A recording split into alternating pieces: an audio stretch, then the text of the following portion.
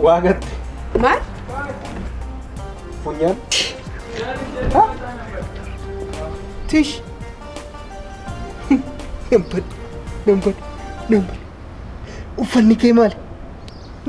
Mee asiis achis galagalee daraa rabbi. Yeroo kana uffattee baatu maal qaba fuulduruma daawwitii dhaabbattee of hin ilaaltu. Kun mirga kooti kan barbaadu uffachuu. Maaltu si dhibee kan na laaltu ati jalachuu? Maal jechuu keeti kan akkasii haa? Galatoonni garuu gorsa kee hin barbaadu. Hin barbaaddu nan beeka. Ijaan na ilaali. Garaan na gubate waan an godhu wallaale. Maaliif na ilaalta? Dunuunfadhuu darbe yoo karaarra deemtu boquu kee gadda. Qalbiin kan deemtu anatti hin fakkaatu. Ol jettee na ilaallaan biyyeen si haa nyaatu.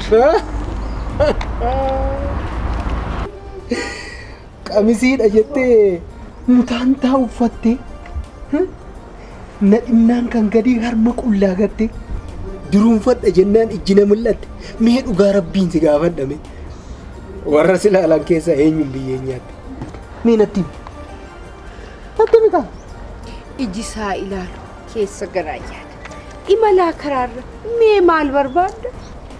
Atuu beektee jirta agartuun kan laalu kun dhugaa rabbii ani sin kajeelu si humaayyuun fedhu ijaafu si jibbu kunoo si gaafadhe natti afidu dhibee sittaa fidu ammayyuu aniyyuu hin jibbu amma narraa deemi isaan kee qaban agartuun si fiigaa taaksii kee yaabbadhu annan deema taaksii siifan gaddaa jira ol jedhee ilaaleen dhiiga hidhii keerra hidhii qofaa miti ilkaan kee balleesseera maaliif na arrabsita atuu gurra horatte akka dubartootaa guutichaa godhatte kunoo akka keenya atta shurrubbaa mee eenyu siin jedhu ati dhiira moodoo eefunaaf galeeti kan sodaatte ammayyummaa baraasin irraa fuudhamtu kanaaf qaamni keessan irraa qabee hamma jalaatti qullaasnaaf kanaaf miti akkan seenaa ageeti ajjeesaadha jechuuf leenca siin jiru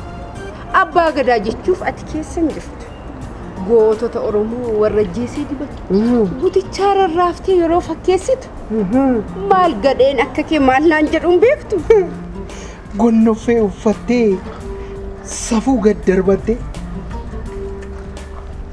budhiin kee qullaadha laalan dhuura kee jamaatu daawwata barrifeensa garaa kee argite obboleessa arraba kee man'eetti deeffadhu balbala afaan kee sirriitti cufadhu mirga na arrabsu waa tokkollee hin qabdu nan beeku hin qabu mirga si arrabsu ati garuu homa ati tokkon arganne nama si gorsu ati obboleettii koo kan namni sitti kolfu anaaf jennaan maaltu na dhibe ija qofaa miti dhibee nu sittaa gulufoo barbaada anaaf yaaddi ija naa mirmirsuu dhiisii deemi ati gad na lakkisiiti ani sin barbaadu narraa deemi ati anu sin barbaadu si jibbe argaafu soqoleettiin talaa kan hin beekne safu si ana jawwisaa miti dhiira Oromoo miti sareenu si bira rafu lakki nan arrabsi yakki harka ko ani boonto Oromoo liilliidha maqaan silaa biyyeen si nyaachisa haafu karaa ko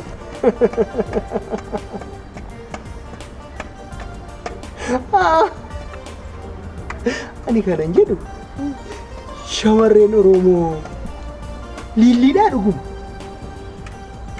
qaamni nan kee garuu qulluma diimu mee adaraa rabbi maaluma jedham natti mu dandeessa kan kee sitti mul'atu kan koo malee dargaggoon Oromoo kan lootii isaa raasu kan akka kee garuu nama amaraasu ati dhiira miti rabbisaa ajjeesu ani moo maal ta'uuf kan argisiisa akka dhiiran taane bada funyeetiyya situ na kittaane eegi maalin argi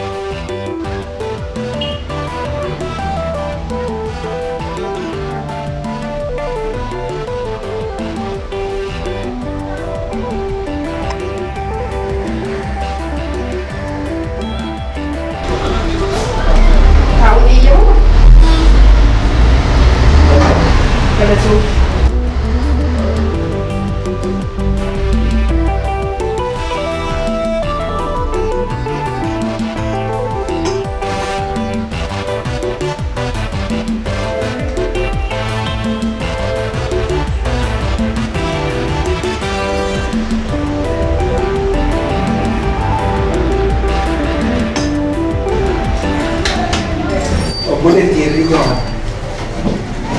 Nama Ingilish substitution. Jechuun? Sii kaffalame. Kanaafuu? Eenyuun akka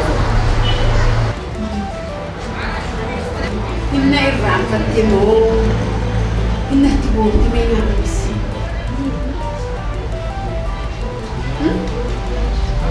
Mee sirriitti na ilaali. Ammallee nan barree irra deebii xiinxala. Ji'a lamaan hanga manaatti na gaggeessite moo na ariite maal akka hin jirullee hin beeku.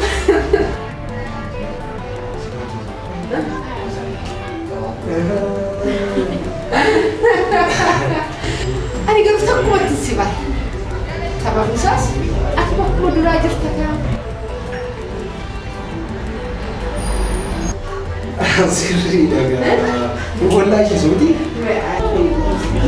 Ammayyummaa jennee na oolcha. Anis atis dachanii mee kana booda bara dhufanarra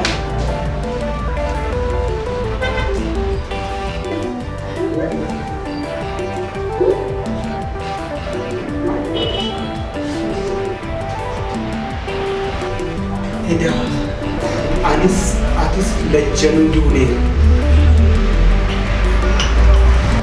Yaa dhaloota ammaa dargaggoo shamarran mee ofaa gaafannu maal hojjechaa jirra?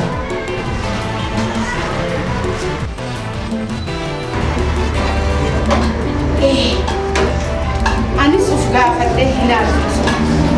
Akka dirraafu aadaa kuusa.